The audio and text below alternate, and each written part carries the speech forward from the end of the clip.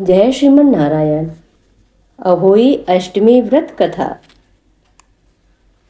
यह व्रत कार्तिक कृष्ण पक्ष की अष्टमी को किया जाता है। जिस वार को दीपावली होती है, अहोई आटे भी उसी वार की पड़ती है। इस व्रत को संतानवती स्त्रियां ही करती हैं।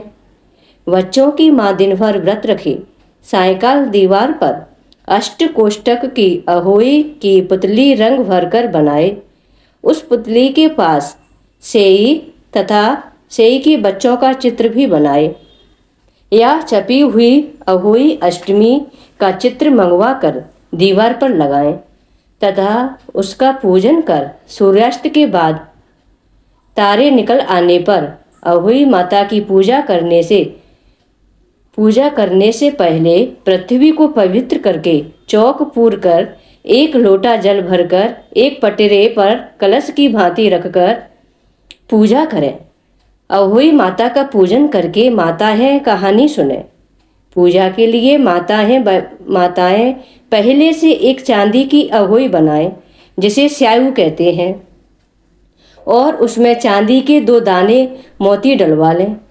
जिस प्रकार गले में पहनने के हार में पेंडिल लगा होता है, उसी की भांति चांदी की अहोई डलवा लें और डोरे में चांदी के दाने डलवा लें। फिर रोली, चावल, दूध व भात से अहोई पूजा करें। जल से भरे लोटे पर सतिया बना लें। एक कटोरी में हलवा तथा रुपए वायना निकाल कर रख लें और 7 दाने गेहूं के लेकर कहानी सुने। कहानी सुनने के बाद अहोई स्याऊ की माला गले में पहन लें। जो वायना निकाल कर रखा था, उसे सासू जी के पांव लगकर आदर पूर्वक सौंप दें। इसके बाद चंद्रमा को अर्घ देकर स्वयं भोजन करें। दिवाली के बाद किसी शुभ दिन अहोई को गले से उतारकर उसका गुड़ से भोग लगाएं और जल के छींटे देकर मस्तक झुकाकर रख दें। जितने बेटे हैं उतनी बार तथा जिन बेटों का विवाह हो गया हो उतनी बार चांदी के 2-2 दाने अहोई में डालती जाएं। ऐसा करने से अहोई माता प्रसन्न होकर बच्चों को दीर्घायु का वर घर में नित नए मंगल करती रहती हैं। इस दिन पंडितों को पैठा दान करने से शुभ फल की प्राप्ति होती है। जिस स्त्री को बेटा हुआ हो अथवा बेटे का विवाह हुआ हो, तो उसे अहोई माता का उज्जमन विधि अनुसार करना चाहिए। एक थाली में 7 जगह 4-4 पूड़ियाँ रखकर उन पर थोड़ा थोड़ा हलवा रखें। इसके साथ ही एक और साड़ी, ब्लाउज व उस पर सामर्थ्य अनुसार रुपए रखकर थाली के चारों ओर हाथ फेरकर श्रद्धापूर्वक सासू जी के पांव लगकर वह सभी सामान उन्हें दे दें। सासू जी भी साड़ी ब्लाउज अपने पास रख लें तथा हलवा और पूड़ी का वायना बांट दें। बहन बेटी के यहाँ भी वायना भेजना चाहिए। कथा है, एक नगर में साहूकार रहता था। उसके 7 लड़के थे। एक दिन उसकी स्त्री खदान में मिट्टी खोदने के लिए गई और मिट्टी खोदने लगी। वहाँ पर सेही की माद थी। ज्यों ही उसने वहाँ कुदाली मारी, त्यों ही सेही के बच्चों को कुदाली जा लगी। सेही के बच्चे इस घातक चोट से सदा के लिए सो गए। इसके बाद जब उसने कुदाल को स्याहू के खून से सना देखा, तो उसे सेही के बच्चों के मर जाने पर बड़ा दुख हुआ, किंतु वह विवश थी, क्योंकि यह कार्य उससे अनजाने में हो गया था। इसके बाद वह बिना मिट्टी लिए ही खेद करती हुई अपने घर आ गई और उधर जब से ही अपने घुरकाल में आई, तो अपने बच्चों को मरा हुआ देखकर नाना प्रकार से विलाप करने लगी और ईश्वर से प्रार्थना की कि जिसने मेरे बच्चों को मारा है, वह भी इसी प्रकार के कष्ट को भोगे।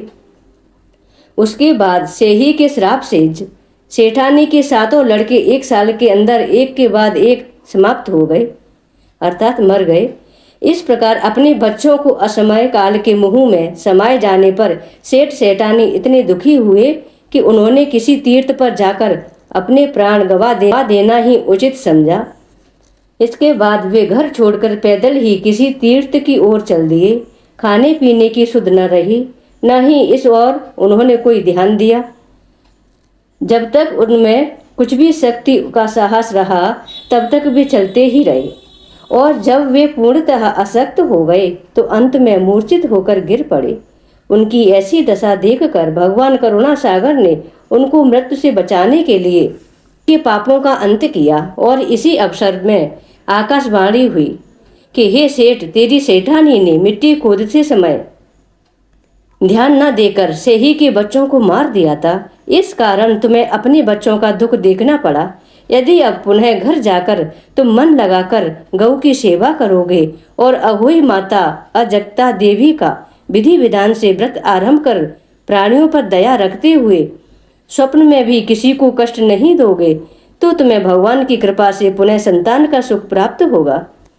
इस प्रकार आकाशवाणी सुनकर सेठ सेठानी कुछ आशान्वित हुए और भगवती देवी का स्मरण करते हुए घर को लौट आए।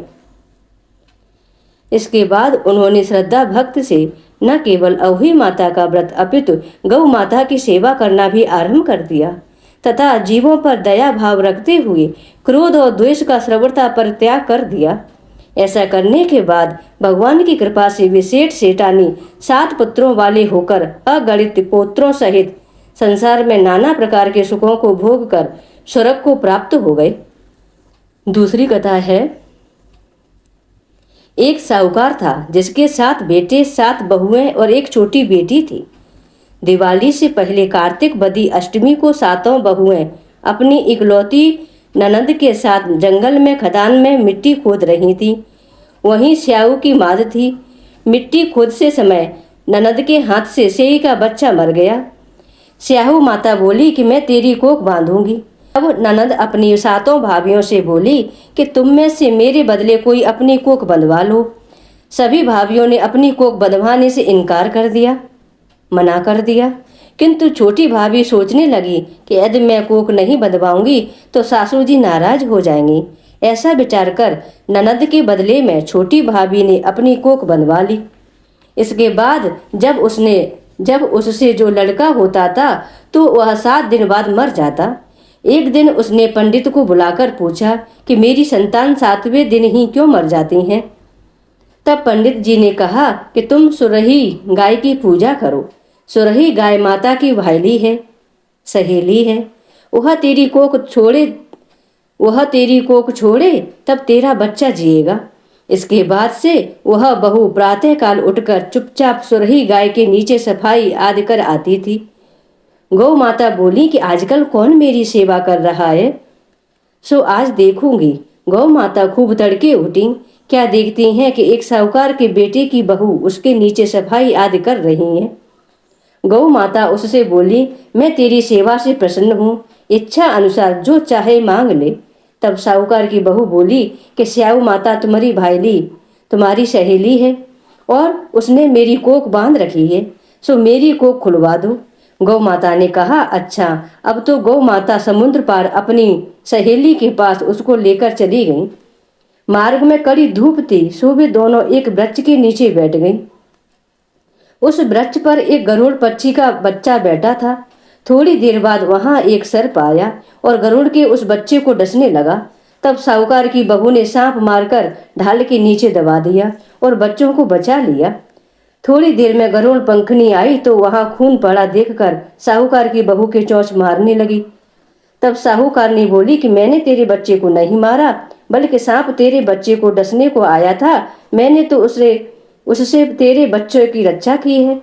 यह सुनकर गरुड़ पंखनी बोली कि मांग तू क्या मांगती है। तब बोली, 7 समुद्र पार स्याऊ माता रहती हैं, हमें तू उसके पास पहुंचा दे। तब गरुड़ पंखनी ने दोनों को अपनी पीठ पर बैठाकर स्याऊ माता के पास पहुंचा दिया। स्याऊ माता उन्हें देखकर बोली कि आ बहन, बहुत दिनों में आई है।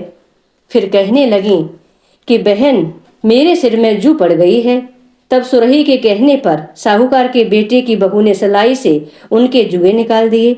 इस पर स्याऊ माता प्रसन्न हो बोली कि तूने मेरे सिर में बहुत सलाई डाली है, इसलिए तेरे 7 बेटे और बहू होंगी। इस पर साहूकार के बेटे की बहू बोली, मेरे तो एक भी बेटा नहीं, 7 बेटे कहाँ से होंगे। स्याऊ माता बोली, वचन दिया है, वचन से फिरूं तो धोबी के कुंड पर ककरी होऊं। तब साहूकार की बहू बोली, मेरी कोख तो तुम्हारे पास बंद पड़ी है। यह सुन स्याऊ माता बोली कि तूने मुझे बहुत ठग लिया। मैं तेरी कोख खोलती तो नहीं, किंतु अब खोलनी पड़ेगी। जा, तेरे घर तुझे 7 बेटे और 7 बहुएं मिलेंगी। तू जाकर उजमन करियो, 7 अहोई बनाकर 7 कड़ाही करियो। वह लौटकर घर आई तो वहां देखा 7 बेटे 7 बहुएं बैठी हुई हैं। वह खुश हो गई। उसने 7 अहोई बनाई, 7 उजमन किए तथा 7 कढ़ाई की। रात्रि के समय जेठानियां आपस में कहने लगी कि जल्दी जल्दी नहाकर पूजा कर लो, कहीं छोटी देवरानी बच्चों को याद करके रोने न लगे। थोड़ी देर में उन्होंने अपने बच्चों से कहा, अपनी चाची के यहाँ जाकर देख आओ कि आज वह अभी तक रोई क्यों नहीं।